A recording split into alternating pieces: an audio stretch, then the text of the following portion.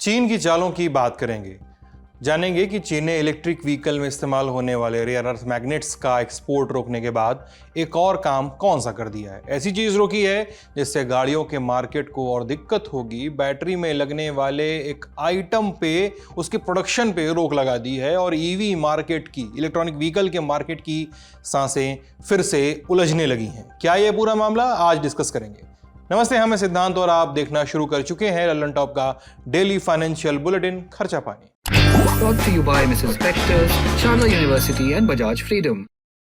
Mrs. Bector's Cremica coconut cookies. आज चाय के साथ क्रेमिका कोकोनट हो जाए। बिजनेस टुडे उस पर छपी एक रिपोर्ट के हवाले से बात शुरू करते हैं। लिखा गया है कि 15 जुलाई से चीन के वाणिज्य मंत्रालय ने लिथियम बैटरी के प्रोडक्शन के लिए जरूरी टेक्नोलॉजी के एक्सपोर्ट पे प्रतिबंध लगा दिया है। प्रतिबंध नहीं है, थोड़ा खेल है, आगे समझ में आ जाएगा आपको। अब इससे इंडिया में जो इलेक्ट्रॉनिक व्हीकल यानी ईवी का मार्केट है वो प्रभावित होगा, ऐसे कयास लगाए जा रहे हैं। वो आगे बढ़े उसके पहले सामान्य ज्ञान की बात कर लेते हैं। आप जानते हैं कि इस समय लिथियम आयन बैटरीज का अधिकांश चीजों में इस्तेमाल किया जाता है, फोन से लेकर बड़ी बड़ी चार पहिया गाड़ियों में भी। अब इसी बैटरी के दो टाइप की बात करते हैं। एक है लिथियम आयरन फॉस्फेट यानी LFP बैटरी और दूसरी है लिथियम मैंगनीज आयरन फॉस्फेट यानी LMFP battery. Where the software engineer meets the cool UI UX designer, the world comes together at Sharda University. अब इन दोनों बैटरी में जो दूसरी वाली है यानी जो मैंगनीज वाला वर्जन है वो तुलनात्मक रूप से ज्यादा पावर स्टोर करता है और ज्यादा देर तक चल सकता है। अब आपको बता ही है कि तमाम बैटरीज में दो पॉइंट होते हैं, एनोड और कैथोड, प्लस और माइनस साइन से आप इसको समझ पाते हैं। अब किसी सिस्टम को इन दोनों पॉइंट से जोड़ना होता है तभी बैटरी से करंट सिस्टम में आ पाता है। सिस्टम में फोन भी हो सकता है, रिमोट कार भी हो सकती है और बड़ी वाली कार भी हो सकती है। अब चाइना ने ये जो नया प्रतिबंध लगाया है उसमें इन दोनों बैटरीज का कैथोड वाला पॉइंट है वो बनाने में दिक्कत आ सकती है। इसके अलावा चीन ने खदानों और खारे पानी से लिथियम निकालने में इस्तेमाल होने वाली टेक्नोलॉजी पर भी रोक लगा दी है, यानी बैटरी का कैथोड भी नहीं बनेगा और बैटरी के लिए जरूरी लिथियम भी वो नहीं निकाला जा सकेगा। अब कहा है कि वहां के कारोबारियों को चीनी सरकार की इजाजत लेनी होगी तभी एक्सपोर्ट की अनुमति मिल सकती है। लेकिन साफ कर दें कि सिर्फ भारत को ही इस लिस्ट में नहीं रखा गया है। चीन ने एक्सपोर्ट बैन में दुनिया भर के सभी देशों का नाम लिख दिया है, लेकिन प्रभाव सबसे ज्यादा पड़ेगा इंडिया पर, क्योंकि भारत अपनी करीब 75% बैटरीज और जरूरी पार्ट्स चीन से इंपोर्ट करता आया है। बिजनेस टुडे की रिपोर्ट में यह भी कहा गया है कि इस टेक्नोलॉजी के एक्सपोर्ट पर पूरी तरह से बैन नहीं लगाया गया है, परमिशन लेकर काम कर सकते हैं, लेकिन फिर भी मामला इतना सिंपल नहीं है जितना दिखता है। चीन ने काफ़ी सख्त एक्सपोर्ट कंट्रोल्स लगाए हैं बैटरी टेक्नोलॉजीज़ पर, जिससे कि ग्लोबल सप्लाई चेन्स हैं जो इलेक्ट्रॉनिक व्हीकल की हो या क्लीन एनर्जी से संबंधित हो, उन पर काफ़ी इम्पैक्ट पड़ रहा है। ये सिर्फ भारत पर इम्पैक्ट नहीं है बल्कि यूनाइटेड स्टेट्स ऑफ अमेरिका जैसे देशों पर भी इसका काफ़ी इम्पैक्ट है।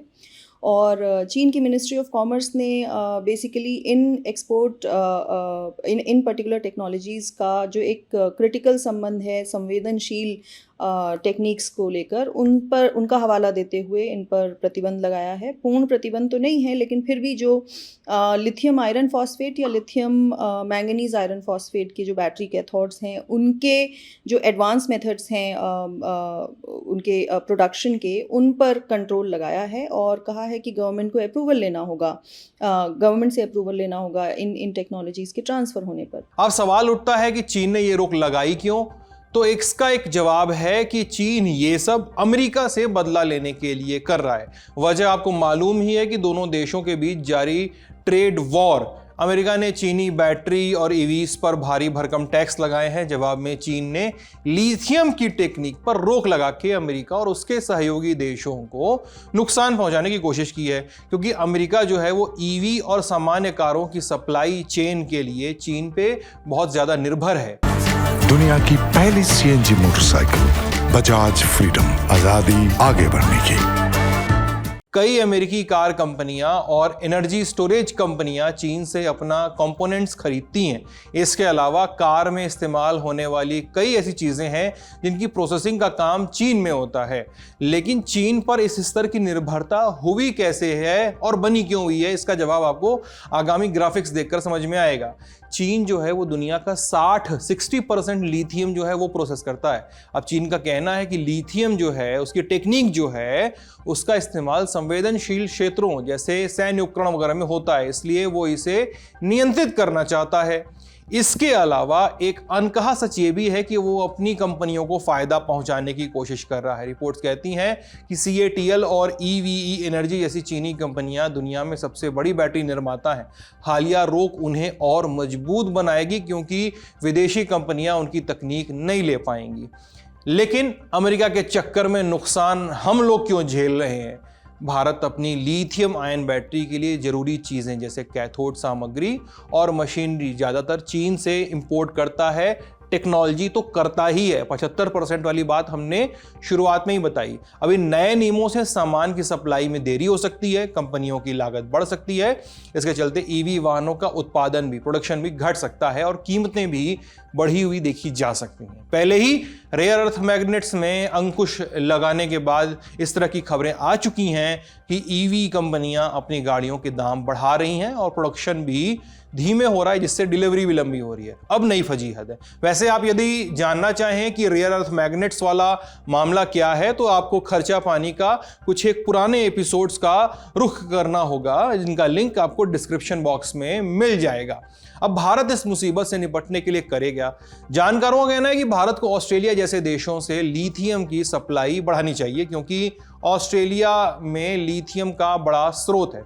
भारत इनके साथ मिलकर अपनी सप्लाई चेन मजबूत कर सकता है। कुछ जानकार भारत को सोडियम आयन बैटरी जैसी नई तकनीकों पर रिसर्च करने की भी सलाह दे रहे हैं जो लिथियम पर निर्भरता कम करेगी। इंडियन एक्सप्रेस की एक हालिया रिपोर्ट में बताया गया है कि साल 2030 तक भारत में लिथियम आयन बैटरी की मांग सालाना 30% से ज़्यादा बढ़ सकती है। इसका मतलब ये हुआ कि देश को केवल EV बैटरी बनाने के लिए 50,000 टन से अधिक लिथियम की ज़रूरत होगी। यानी विकल्पों की तलाश के साथ साथ तेजी से काम करना होगा।